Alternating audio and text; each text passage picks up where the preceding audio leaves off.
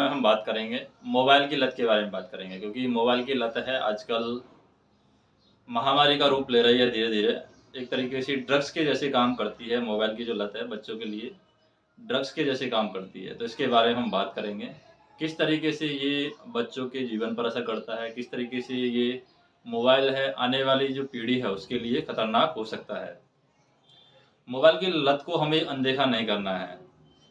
अभी थोड़े दिन पहले भारत में एप्पल के सीईओ आए थे, टिम कुक। उन्होंने बताया था कि भारत के जो माता-पिता हैं, उनको सलाह दी थी कि बच्चों का जो स्क्रीन टाइम है, जो बच्चे मोबाइल पर अपना समय बर्बाद कर रहे हैं या मोबाइल पर ज़्यादा समय दे रहे हैं, उस ज़्यादा समय को कम करना चाहिए। बच्चों का जो स्क्रीन टाइम है, उसको कम करने पर ध्यान है, उनके माता-पिताओं को देना चाहिए ताकि लिमिट में बच्चे मोबाइल का इस्तेमाल है वो कर सके।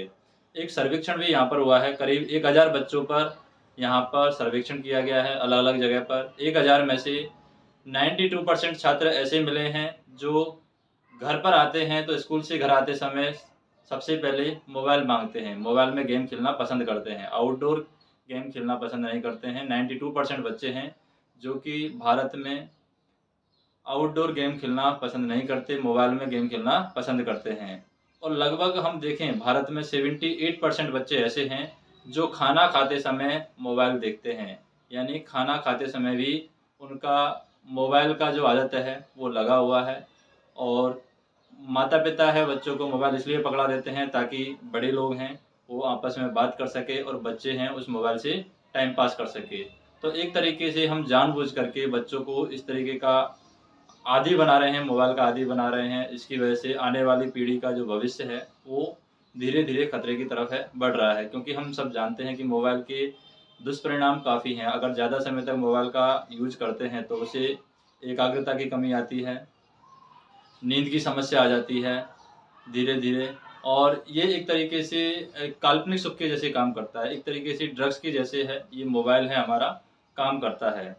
अगर हम बात करें अगर हम 9 से 13 वर्ष के बच्चों की अगर बात करें तो लगभग दिन भर बच्चा है स्मार्टफ़ोन में लगा रहता है, मोबाइल में लगा रहेगा, उसे कभी भी थकान यहाँ पर नहीं होती है मोबाइल यूज़ करते हुए। इस तरीके का काल्पनिक सुख उसको मिलता रहता है, जिसकी वजह से वो मोबाइल का आदी हो जाता है।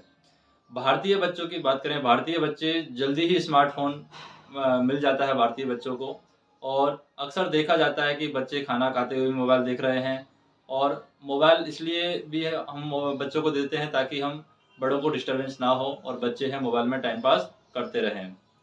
और हो सकता है कि धीरे-धीरे ये टाइम पीरियड है बढ़ता जाए और बच्चे इसके बहुत ज़्यादा आदी हो जाए और एक महामारी का रूप ले ले।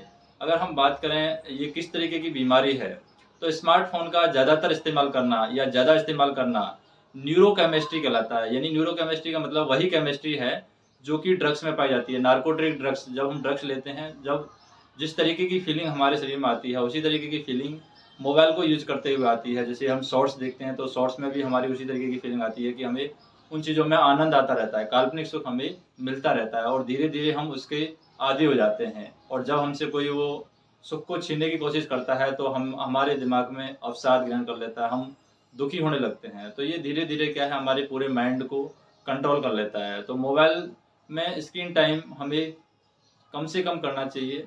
कम से कम मोबाइल का ऐसी चीज़ों को लिए इस्तेमाल करना चाहिए, जो आपको काल्पनिक सुख दे रहे हैं और जो आपका समय बर्बाद कर रहे हैं। अगर हम बात करें इसके क्या-क्या नुकसान हैं? जैसे कि एकाग्रता की कमी आती है, सुस्ती आ जाती है, आँखों पर ज़ोर पड़ता है और समय की बर्बादी होती है क्योंकि काल्पनिक सुख मिलता है और इस तरीके से डिवाइस की आपको लत लग जाती है जो कि आपके भविष्य के लिए बहुत ही खतरनाक हो सकती है। अगर हम बात करें कि हमें जब हम मोबाइल यूज़ करते हैं तो हमें आनंद की अनुभूति क्यों होती है? किस वजह से हमें आनंद की अनुभूति होती है? तो यहाँ पर दिमाग में एक डोपामाइन नाम का न्यूरोकेमिकल है वो रिलीज़ होता है। डोपामाइन केमिकल की वजह से हमें आनंद की अनुभूति होती है। हम आनंद जैसा महसूस करते हैं और ये पदार्थ वैसा ही है जैसे हम शराब पीते हैं तब हमें आनंद होता है या ड्रग्स लेते हैं या कोई वीडियो गेम खेलते हैं, उस तरीके का जो काल्पनिक सुख मिलता है वैसे ही काल्पनिक सुख हमें मोबाइल का इस्तेमाल करते हुए मिलता है। तो इस तरीके से हम कह सकते हैं कि ये एक तरीके से ड्रग्स का काम करता है, एक महामारी का रूप आने वाले समय में ले सकता है। और ये हमारे दिमाग की अगर बात करें, हमारे दिमाग में एक ही जगह दोनों काम होता है। एक ही जगह पर आनंद की अनुभूति होती है, एक ही जगह पर हमारे दिमाग में दर्द की अनुभूति होती है। तो हमारा जो दिमाग है, आनंद और दर्द के बीच में बैलेंस करने का काम करता है। अगर कोई हमसे आनंद छीनता है, तो हम दर्द की तरफ बढ़ने लग जाते हैं। इसी तरीके से अगर कोई हम मोबाइल देखने में हमें आनंद आ रहा है, वीडियो गेम खेलने में हमें आनंद आ रहा है और अगर हमसे कोई मोबाइल छीन लेगा, तो हमें दर्द का अनुभव होगा, यानी कि हम दुःख महसूस करेंगे। तो इस तरीके की आदि हम अगर हम मोबाइल का पड़ जाते हैं, अगर हमारे लत पड़ जाती है मोबाइल की, तो ये आने वाले जीवन में बहुत ही खतरनाक हो सकती है। इसलिए जितना ज़्यादा हो सके मोबाइल का सदुपयोग करना चाहिए, दुरुपयोग नहीं करना चाहिए, समय की बर्बादी को रोकना चाहिए। कम से कम मोबाइल का इस्तेमाल करना चाहिए और जो फ़िज़िकल एक्टिविटी है, उन पर ज़्यादा ध्यान देना चाहिए। जैसे कि बच्चों को आप डांस क्लास जॉइन करवा सकते हैं, कोई स्पोर्ट्स एक्टिविटी आप जॉइन करवा सकते हैं। भले ही उनमें खर्चा ज़्यादा हो, लेकिन दिमाग का जो संतुलन है उसमें आपके बच्चों का बना रहेगा और मोबाइल का जो लत है वो आपके बच्चों को नहीं लगेगा। तो उन चीज़ों का आपको ध्यान रखना है कि जितना ज़्यादा हो सके उतना कम मोबाइल है बच्चों को देना चाहिए, क्योंकि इससे कुछ भी एक्स्ट्रा इम्प्रूवमेंट बच्चों के अंदर नहीं होने वाला है। इससे बीमारी ही होगी, एक तरीके से लत है वो लगने वाली है मोबाइल की और ये धीरे-धीरे आने वाले समय में महामारी का रूप है लेने वाली है। क्योंकि मोबाइल के उपयोग से आसानी से व्यक्ति को आनंद मिल जाता है और वो आनंद महसूस करता है। इसलिए वो सबसे जल्दी मोबाइल की तरफ है यहाँ पर अट्रैक्ट हो जाता है। जिस तरीके से धूम्रपान की लत वाला कोई भी व्यक्ति है आपको बता देगा कि एक बार अगर आपको धूम्रपान की लत लग गई है तो उसको छोड़ना उतना आसान नहीं होता है। उसी तरीके से अगर आपको मोबाइल की लत लग गई है तो उसको छोड़ना उतना आसान नहीं रहेगा। अगर आप सोचते हैं कि अभी बचपन है, धीरे-धीरे बच्चा समझदार होगा तब छोड़ देगा, तो ये आपकी बहुत बड़ी गलतफ़हमी है। एक बार अगर आपको बच्चों को अच्छे से आदत लग गई है मोबाइल की तो वो छोड़ने वाला नहीं है। वो हर चीज़ में मोबाइल के सुख की तरफ ही बढ़ेगा, वो उसके लिए कुछ भी करने को तैयार रहेगा। जैसे आपने देखा होगा कि आप बच्चों को लालच देते हैं कि आपको 1 घंटे के लिए मोबाइल दिया जाएगा, आप ये कर लीजिए, वो कर लीजिए, तो बच्चा तुरंत करने के लिए रेडी हो जाता है। तो इसलिए आपको समझना चाहिए कि मोबाइल का किस तरीके से इस्तेमाल है कम से कम किया जाए। बच्चों को किस तरीके से प्रमोट किया जाए, किस तरीके से उत्साहित किया जाए ताकि वो मोबाइल का कम से कम इस्तेमाल करें और किस तरीके से उनको समझाया जाए ताकि वो मोबाइल की तरफ उतना ज़्यादा अट्रैक्ट ना हो।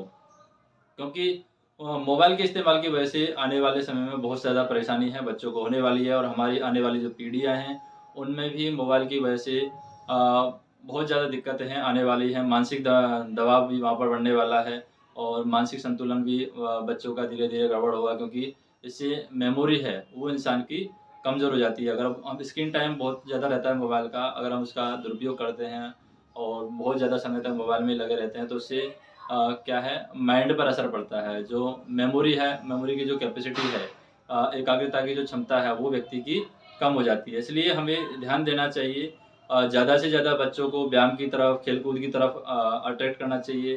ज़्यादा से ज़्यादा उन चीज़ों की तरफ प्रेरित करना चाहिए ताकि बच्चे हैं खेल-कूद की तरफ ध्यान दे सकें और बच्चों को अच्छी परवरिश देना, ये भारतीय माता-पिताओं की ज़िम्मेदारी है। इसलिए भारतीय माता-पिताओं को ये ध्यान देना चाहिए कि बच्चों का जितना ज़्यादा हो सके स्क्रीन टाइम, मोबाइल का जो स्क्रीन टाइम है, वो कम से कम हो और बच्चे हैं खेल-कूद पर ज़्यादा ध्यान दें और स्पोर्ट्स एक्टिविटी में ज़्यादा ध्यान दें, फिज़िकल एक्टिविटी में ज़्यादा ध्यान दें। इससे बच्चे का मानसिक और शारीरिक दोनों रूप से विकास हो सकेगा और बच्चे को इस तरीके की बीमारियाँ हैं, वो घेरेंगी नहीं और बड़ी-बड़ी बीमारियों का जो लॉस होने वाला है आने वाले समय में, वो बच्चों को नहीं होगा। धन्यवाद।